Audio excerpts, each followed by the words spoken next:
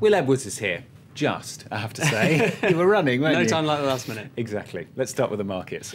OK, well, I was a bit late because I was looking at the European markets, which are just opening up, of course. Let's see how they're doing. Pretty flat so far, actually. The French CAC 40 is the laggard in today's opening of the markets, but you can see there the others just about in positive territory. It's been a bit of a winning streak recently, actually. Across Europe and the US in particular. Let's see how things were doing in Asia as well. Things closing over there, of course. It's ended as a mixed day. The Hang Seng has been falling behind throughout the session. Goldman Sachs is selling a $1 billion stake in China's industrial and commercial bank, the biggest lender there, and that hit banking shares in Hong Kong. But the Shanghai Composite is at its highest since June. Shares in car firms doing particularly well, aren't they?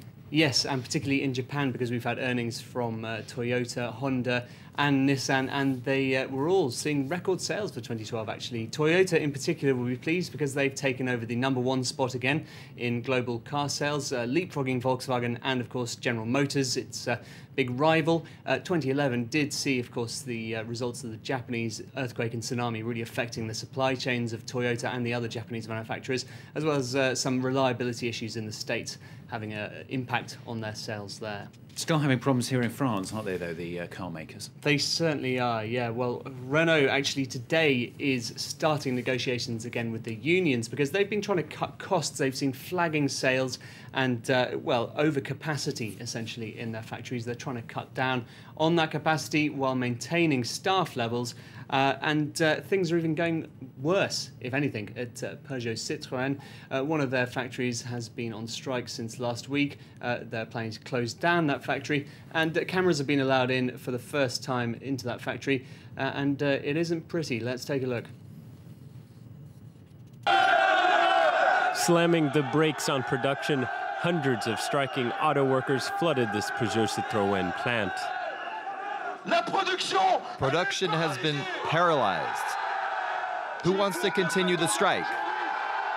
France's largest automaker is cutting 8,000 jobs and plans to shut this factory next year. We are going to talk to our colleagues who are working, and we will try to convince them to join the strike, because it is the only way to stop Peugeot. Caught in a standoff, the company responded by sending 200 employees from across the country, reinforcements to oversee the strike and make sure the situation remained calm. At the moment, we are making sure everything is fine, but we don't feel very useful. We are watching things, waiting. Strikers said it was intimidation, but the car maker claimed it was only trying to protect those who wanted to work and its equipment.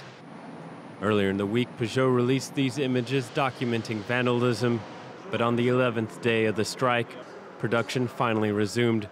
The atmosphere remains tense at Aulnay-sous-Bois. Strikers heckled people returning to work. Fears that the assembly line is on its last legs. Now next, the crisis at Italy's oldest lender has now drawn in the head of the European Central Bank. Yeah, Mario Draghi was in Milan yesterday for an unannounced visit. He went for talks with Italy's finance minister. This is off the back of the crisis at the Monte dei Paschi bank, which we were talking about yesterday, actually. This is a new development in that it seems to be Draghi sucking in more and more people and politicians into its wake. Of course, it centres around financial difficulties there. They've had derivatives trading issues which went wrong. That's left them with 700 million euros in debt.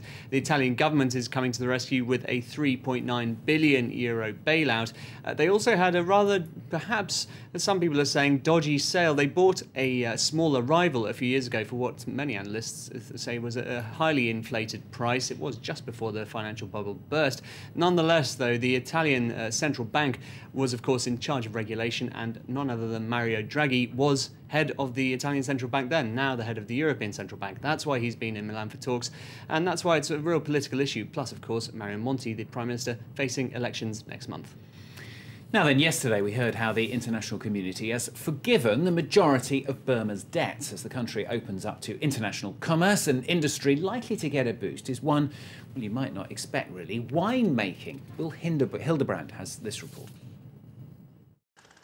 High in the hills of Burma, winemaking has taken root. It's come a long way since 1998 when the first 4,000 vines were planted.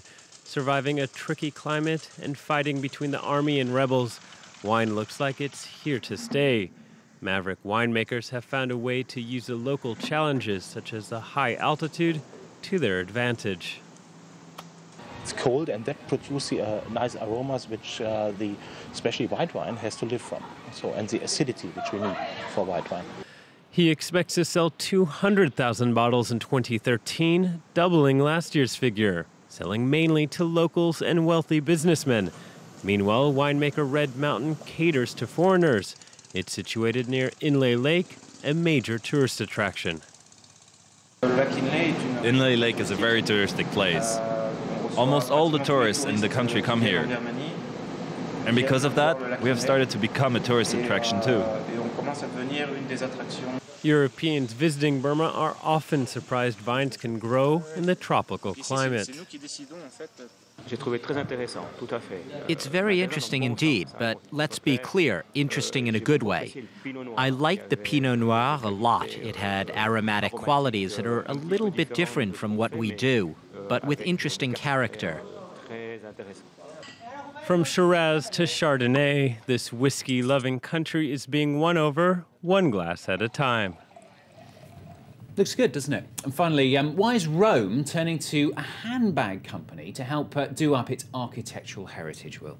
Well, actually, they're turning to anyone who has the cash, it seems. But in this particular case, it's Fendi. They are paying €2 million to repair the Trevi Fountain. Of course, the famous fountain in the centre of Rome, built in the 1750s. You mean the Fendi Trevi Fountain? That's the thing, Stuart, because actually sponsorship of this sort is quite controversial over the last few years. Venice saw quite a spate of this, private companies funding public works, and on top of some of Venice's most famous monuments, there are massive corporate logos, and that led to a couple of years ago, the Colosseum was sponsored for repairs by Todd's Shoes, and they gave €25 million, but the chief executive of that company said he wasn't going to have their company's logo splashed all over the Colosseum.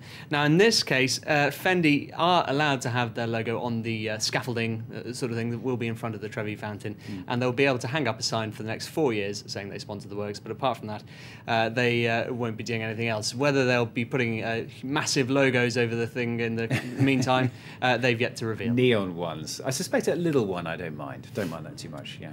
The Peugeot Citroën Eiffel Tower. Yes, which it was in the 1920s. Written right down the side, the Citroën in huge lights, but there we go. That's another story. There you go. You see, Will Edwards, you learn something new with him every day. Will, thanks a lot. Will with the business. The latest news, Lorne will be here after the break. So true.